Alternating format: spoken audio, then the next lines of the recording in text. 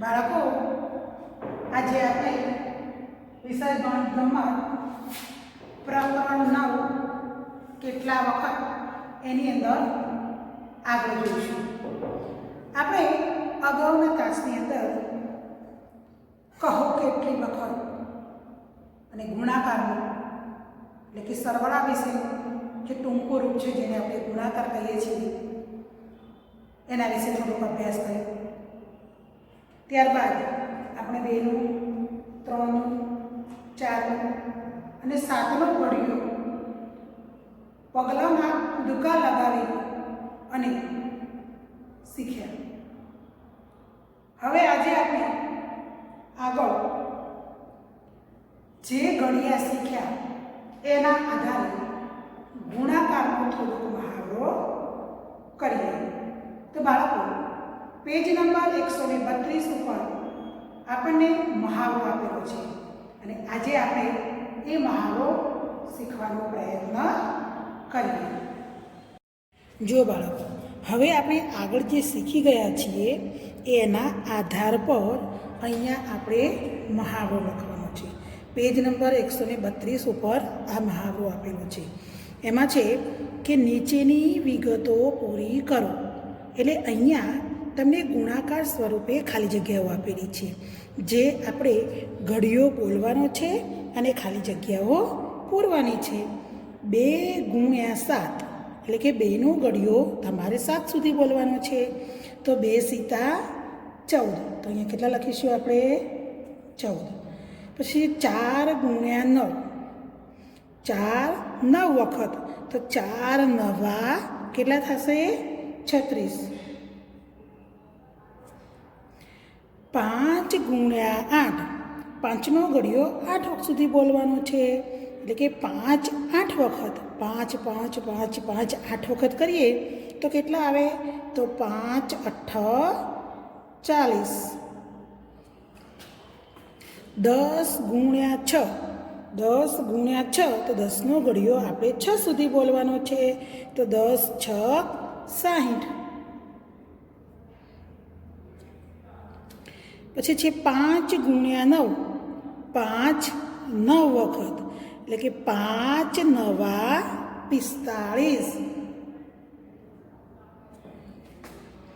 પછી છે 3 ગુણ્યા 9, એટલે કે 3 9 વખત. 3 નવા કેટલા થાય? 27. 5 ગુણ્યા 2, 5 2 10. 3 ગુણ્યા 10, 3 દાન 30. એવી જ રીતે 2 ગુણ્યા 8, 2નો ઘડીઓ 8 સુધી બોલો. 2 8 16. 10 ગુણ્યા 8, 10 8 વખત. તો 10 8 80. હવે નીચે છે કે નીચેની પેટર્ન જુઓ અને તેને પૂર્ણ કરો. આ પણ બાળકો આપણે ઘડિયાના આધારે જ આ પેટર્નને પૂર્ણ કરવાની છે. અહીં છે 3 6 9. અહીં જોશો તો તમને ખ્યાલ આવશે કે 3માં કેટલા ઉમેરેલા છે? 3. તો 3માં 3 ઉમેરીએ તો કેટલા આવે? 6. અને 6માં 3 ઉમેરીએ તો કેટલા આવે? 9. એટલે કે આ 3નો ઘડીઓ છે અને 3નો ઘડીઓ તો આગળ આપણે શીખી ગયા છીએ. તો 3 3 2 6, 3 3 9, 9માં 3 ઉમેરો તો 3 4 12.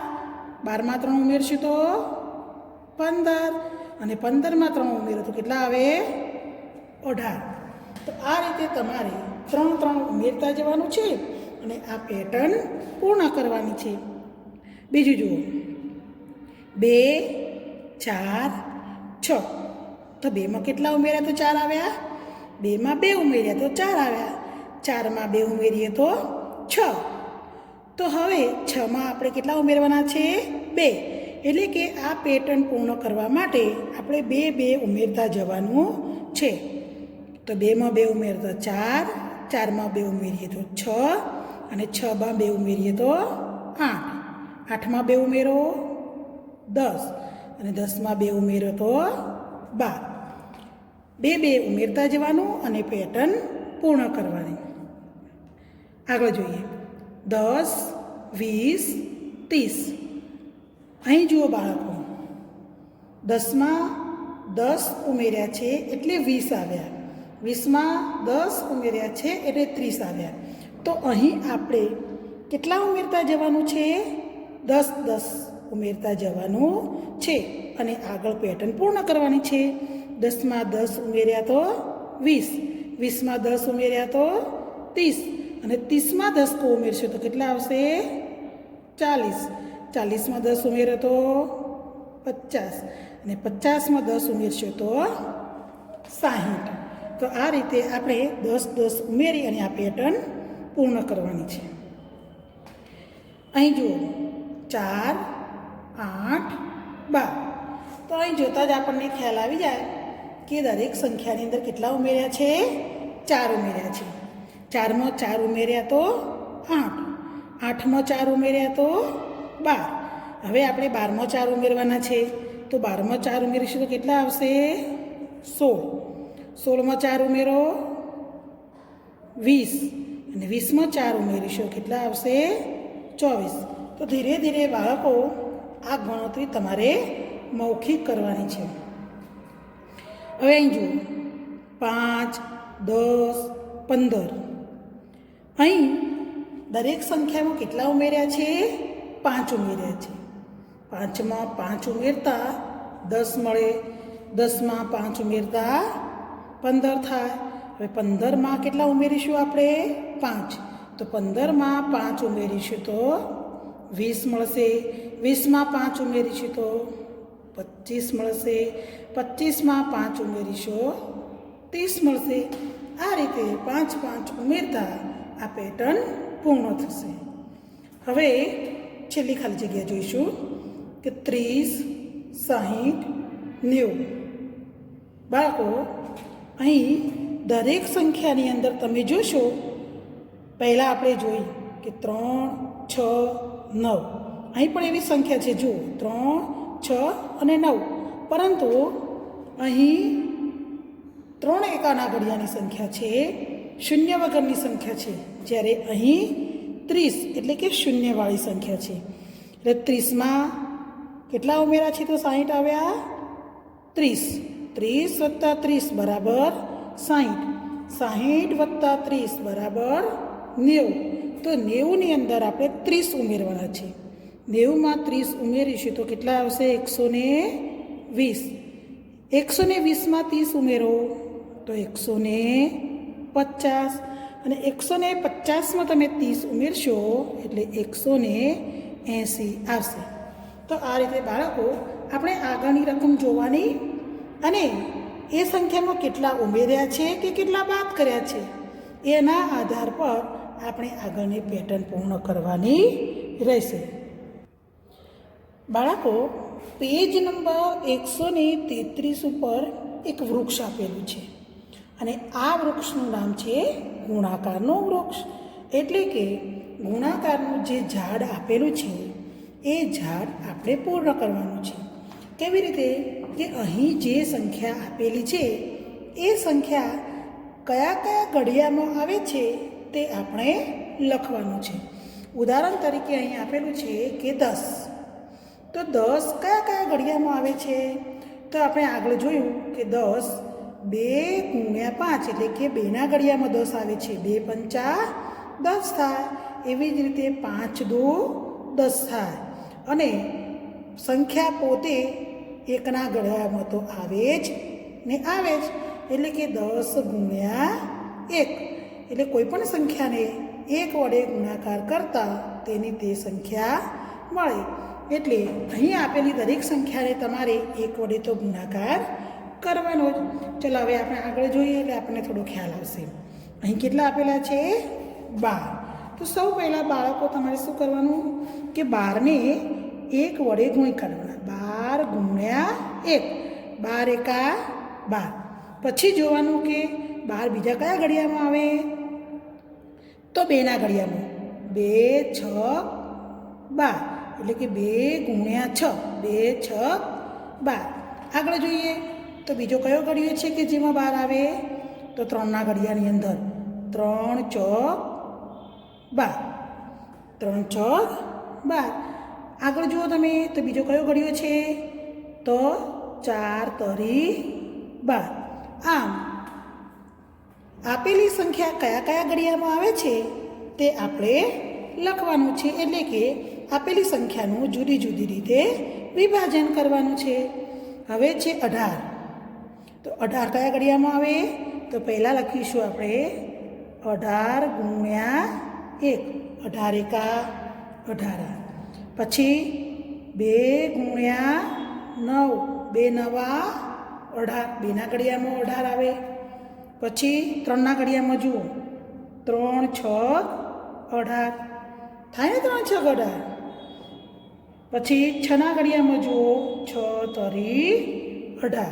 તો આ રીતે 18 કયા કયા ઘડિયામાં આવે છે તે આપણે લખી દીધું.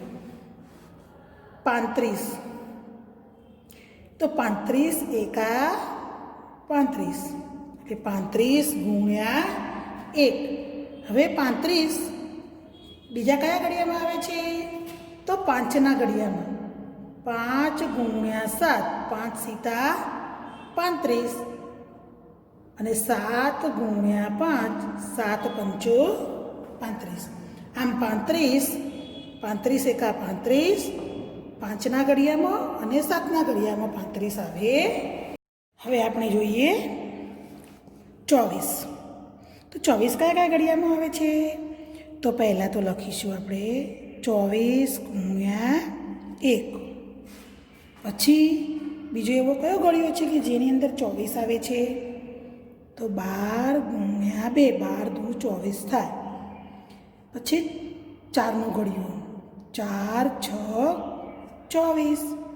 પછી 3નો ઘડિયો 3 8 24 એટલે 3 ગુણ્યા 8 અને 6 ગુણ્યા 4.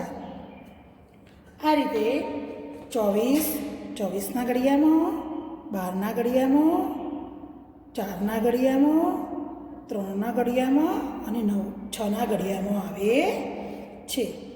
ત્યાર પછી છે 36. તો હવે આપણે 36નું વિભાજન કરવાનું છે. તો સૌથી પહેલાં શું લખીશું? 36 ગુણ્યા 1. 36 એકા 36. પછી 18 દુ 36. 12 ગુણ્યા 3. 12 તરી 36. 9 ગુણ્યા 4. 4 નવા અથવા 9 ચોક 36. 6 ગુણ્યા 6. છાયો છાયો 36. આમ 36 એકાના ઘડિયામાં આવે છે. 18 દુ 36 થાય છે. 12 તરી 36 થાય છે. 9 ચોક 36 અને 6 ગુણ્યા 6 એટલે છાયો છાયો 36. આમ 36નું વિભાજન જુદી જુદા ઘડિયાની અંદર કરવામાં આવેલું છે. આ બધા જ ઘડિયાની અંદર 36 આવે છે. હવે છે 45. 45 કયા ઘડિયામાં આવે? ચાલો જોઈએ. સૌથી પહેલાં 45 ગુણ્યા 1 એટલે 45 એકા 45. પછી છે 15 એકાના ઘડિયામાં 45 આવે. 15 તરી 45 થાય. પછી 5 એકાના ઘડિયામાં 45 આવે. 5 નવા 45 અને 9 ગુણ્યા 5 9 પંચો 45 થાય. આગળ આપેલું છે 80. તો 80 કયા ઘડિયામાં આવે બાળકો? 8 એકાના એટલે 8 ગુણ્યા 10 બરાબર 80. 4 ગુણ્યા 20 એટલે 20 ચોક 80. 2 ગુણ્યા 40 એટલે 40 દુ 80. 1 ગુણ્યા 80 એટલે કે 80 એકા 80 અને 16 ગુણ્યા 5 એટલે 16 પંચા 80. આમ 80 જુદા જુદા ઘડિયામાં આવે છે અને તેનું અહીંયા આપણે વિભાજન કર્યું છે. પેજ નંબર 134 ઉપર જોઈએ બધા થઈને કુલ કેટલા છે. પેજ નંબર 134 પર જોઈએ કે કેટલાક અહીંયા કોયડા આપેલા છે અને આ કોયડા આપણે ઉકેલવાના છે. બધા થઈને કુલ કેટલા છે, તો અહીંયા એક કબાટ આપેલું છે અને આ કબાટમાં 1 2 3 ને 4 ખાના આપેલા છે. 4 ખાનામાં દરેક ખાનું જે છે એટલે કે એક ખાનાની અંદર 5 પુસ્તકો છે. કેટલા પુસ્તકો છે? 5. તો આમાં 5 છે, આમાં 5 છે, આમાં 5 અને આમાં 5 છે. કુલ થઈને કેટલા પુસ્તકો થાય? તો 4 × 5 એટલે કે ખાના કેટલા છે? 4. અને દરેક ખાનામાં પુસ્તકો કેટલા છે? 5. તો 4 × 5 બરાબર 20 પુસ્તકો છે.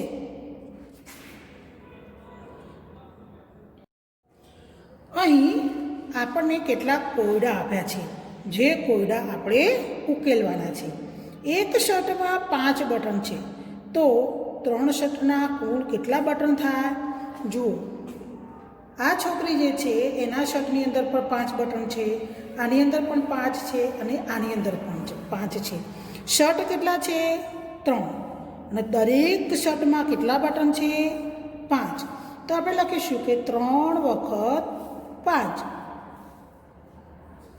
એટલે કે 3 × 5, 3 પંચો 15 બટન થાય. આ રીતે આપણે આ કોયડાનો ઉકેલ મેળવવાનો છે. નીચે જુઓ બાળકો કે 4 પંખા છે, દરેક પંખાને 3 પાંખિયા છે. પાંખિયાની કુલ સંખ્યા કેટલી થાય? કેટલા પંખા છે? 1 2 3 અને 4. દરેક પંખો એટલે એક પંખાનો 1 2 ને 3 પાંખિયા છે. એટલે કે 3 પાંખિયા કેટલી વખત લેવાના છે આપણે? 1 2 3 ને 4 વખત. તો અહીંયા લખીશું આપણે કે 3 વખત 4. 3 3 3 3 કેટલી વખત? 4 વખત. તો આપણે લખીએ 3 × 4. 3નો ઘડિયો 4 સુધી બોલો. 3 ચોક 12 પાંખિયા થાય. કુલ કેટલા પાંખિયા થાય? 12 પાંખિયા થાય. હવે નીચે જુઓ, એક ખોખામાં 6 સફરજન સમાય છે, તો 7 ખોખામાં કેટલા સફરજન સમાય? આ કેટલા ખોખા છે ગણી લો. 1 2 3 4 5 6 ને 7. દરેક ખોખામાં એટલે કે એક ખોખામાં કેટલા સફરજન છે? 6. 1 2 3 4 5 ને 6. એક ખોખામાં 6 સફરજન છે, તો એવા 7 ખોખા છે. તો આપણે શું લખીશું અહીંયા? 7 વખત 6.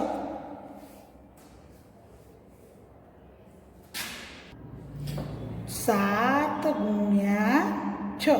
7 6 42 સફરજન થાય.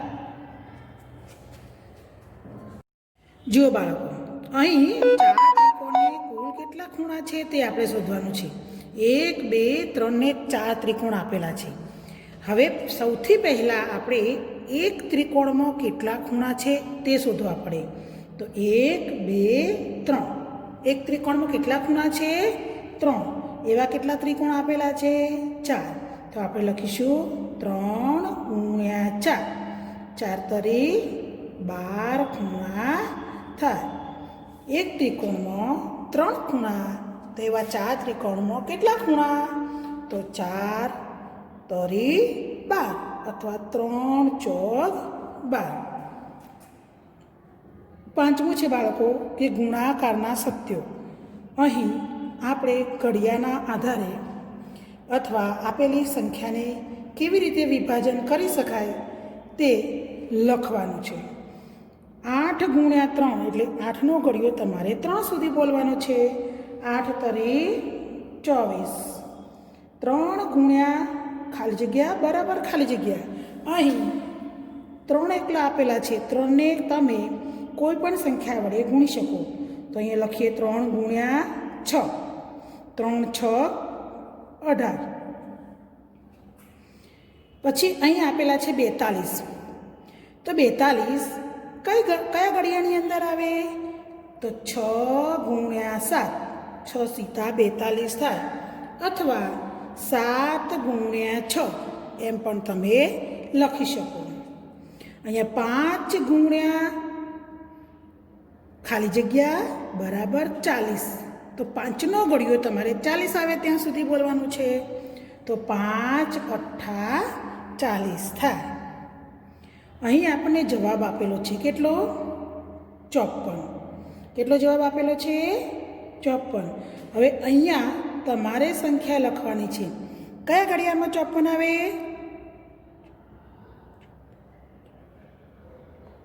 તો લખીશું 9 × 6. 9 × 6, 9 × 6 = 54. હવે આગળ જોઈએ. 5 × ખાલી જગ્યા બરાબર 35. 5ને કેટલા વડે ગુણીએ તો 35 આવે? તો 5 સીતા 35. હવે અહીંયા 6 આપેલા છે અને જવાબ 36 આપેલો છે. તો આપણે 6 એકાનો ઘડિયો બોલીશું 36 આવે ત્યાં સુધી. છાયો છાયો 36, એટલે કે 6 × 6 બરાબર 36 થાય. 10 × ખાલી જગ્યા બરાબર ખાલી જગ્યા. તો 10 × 5 મૂકીએ.